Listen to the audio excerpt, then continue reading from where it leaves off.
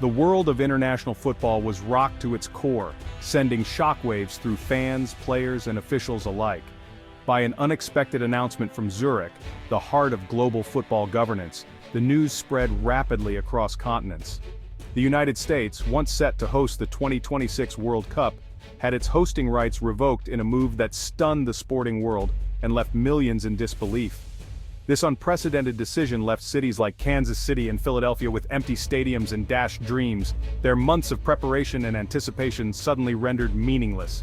The U.S. was to host the majority of matches, with Mexico and Canada as junior partners, promising a festival of football across North America, and a chance to unite three nations through sport. Now, the tournament shifts entirely to Canada, rewriting the script for 2026 and thrusting Canadian cities into the global spotlight. The world's eyes will now turn north, as Canada prepares to shoulder the immense responsibility and opportunity of hosting football's greatest event. U.S. soccer officials were blindsided, their plans for fan fests, elaborate opening ceremonies, and robust security now obsolete. Years of meticulous planning, partnerships, and investments have been upended overnight. The financial and emotional investment from American communities is immense. Local businesses, from hotels to restaurants, had geared up for a summer of unprecedented tourism and celebration. Youth soccer clubs and community groups had dreamed of welcoming the world to their hometowns. The 2026 World Cup was to be a celebration of soccer's growth in the U.S. since 1994, a chance to showcase how far the sport has come and inspire a new generation of players and fans. The echoes of the 1994 tournament, which sparked a soccer renaissance in America, were set to be amplified on an even grander scale. Instead, fans face the reality of a tournament happening just across the border. The excitement of seeing the world's best players compete on American soil has been replaced by the prospect of watching from afar, or making the journey north to witness history in person. The sense of loss is palpable, as the nation grapples with this abrupt change. For many, it's not just about missing matches, it's about missing a once-in-a-lifetime moment to unite communities, celebrate diversity, and share in the global passion for the beautiful game. The focus shifts from celebration to introspection. Questions swirl about what went wrong, and how such a monumental opportunity could slip away so suddenly. Why was this historic opportunity taken away? Was it politics, logistics, or something deeper within the fabric of international sport? The search for answers begins as journalists and fans demand transparency and accountability. The promise of seeing the world's best players in American stadiums is broken. The banners and posters, once symbols of hope and excitement, now serve as reminders of what could have been. The nation must now reflect on the reasons behind this seismic shift. As the sun sets on empty stadiums, America is left to ponder its place in the world of football and what the future holds for the sport on its shores. FIFA's statement was clear: logistical and security challenges necessitated the change. Canada will now host the entire 48-team tournament. FIFA's risk assessment models showed increased risks in U.S. cities. Recent security incidents raised concerns about hosting in the U.S. Projected security costs had ballooned, deemed unsustainable by FIFA. FIFA President Gianni Infantino emphasized the need for a secure tournament. Canada, with its strong track record, presented a stable alternative. The decision sets a precedent. Infrastructure alone isn't enough. A nation's stability and security are now crucial for hosting. Future bids will face intense scrutiny on these fronts. The FIFA World Cup's host selection process has evolved significantly over the decades, reflecting changes in global politics, economics, and the sport's growing popularity. In the early days, decisions were made by a small group of officials, often behind closed doors, with little transparency or public input. Over time, as the tournament grew in prestige and financial impact, the process became more complex and scrutinized, involving bids from multiple nations and intense lobbying efforts. The 2026 United bid, which brought together the United States, Canada, and Mexico, was widely celebrated as a victory for stability, commercial strength, and international cooperation.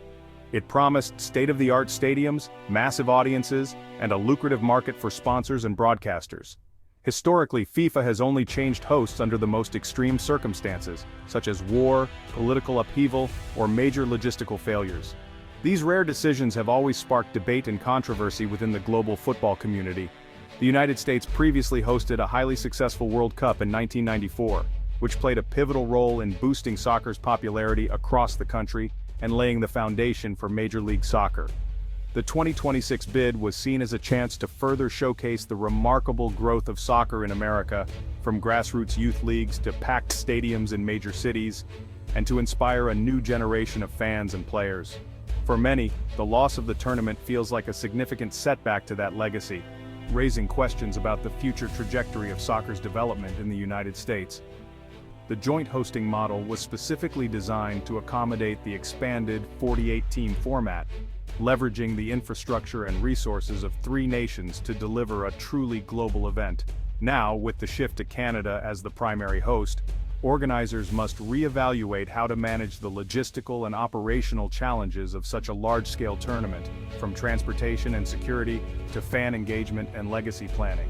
This decision has reignited debates and echoes past controversies, such as the contentious 2022 Qatar bid, where questions of fairness, transparency, and political influence dominated headlines. With the spotlight now on Canada, the world will be watching closely to see how the country rises to the occasion, prepares its stadiums, and welcomes fans from around the globe. Ultimately, this move challenges long-held assumptions about what it takes to host the World Cup and may reshape the criteria and expectations for future tournaments. FIFA's decision hinged on security concerns. The U.S. federal system's complexity was seen as a vulnerability. Recent security breaches highlighted potential risks. Logistical challenges also played a role. The expanded format means more teams and fans traveling. Canada's plan involves fewer cities, simplifying logistics. A centralized security framework was a decisive factor. FIFA prioritized a secure bubble around the tournament. The decision was a risk management calculation. The U.S. market's potential couldn't outweigh security risks. The move sends a message: streamlined plans are valued. Future bidders must prioritize security and logistics. The decision reshapes expectations for hosting. The focus is now on Canada's ability to deliver. The economic impact on the U.S. is significant, rippling through multiple sectors and affecting not just the sports industry, but also tourism, hospitality, and local businesses that had prepared for a surge in visitors. Host cities like New York and Los Angeles, which had invested heavily in anticipation, now face the loss of billions in potential revenue from ticket sales, hotel bookings, and increased spending at restaurants and shops. The absence of the World Cup means that these cities miss out on a rare opportunity to showcase themselves on a global stage. Infrastructure investments were made with World Cup promises in mind. New stadiums, transportation upgrades, and public spaces were all part of the plan. Now, these projects may struggle to justify their costs without the expected influx of international fans. The loss creates financial challenges for local governments, who must now reallocate budgets and find ways to recover from the shortfall. City officials face tough questions from taxpayers and business owners alike. Fans and the soccer community feel betrayed, having looked forward to a once-in-a-generation event on home soil. The excitement and unity that a World Cup brings have been replaced by frustration and disappointment. The 2026 World Cup was seen as a pivotal moment, a chance for soccer to finally break into mainstream American sports culture, inspiring a new generation of players and fans. The decision stirs a sense of wounded national pride, as the country grapples with being sidelined from an event it was eager to host. For many, it feels like a setback for American soccer's global ambitions.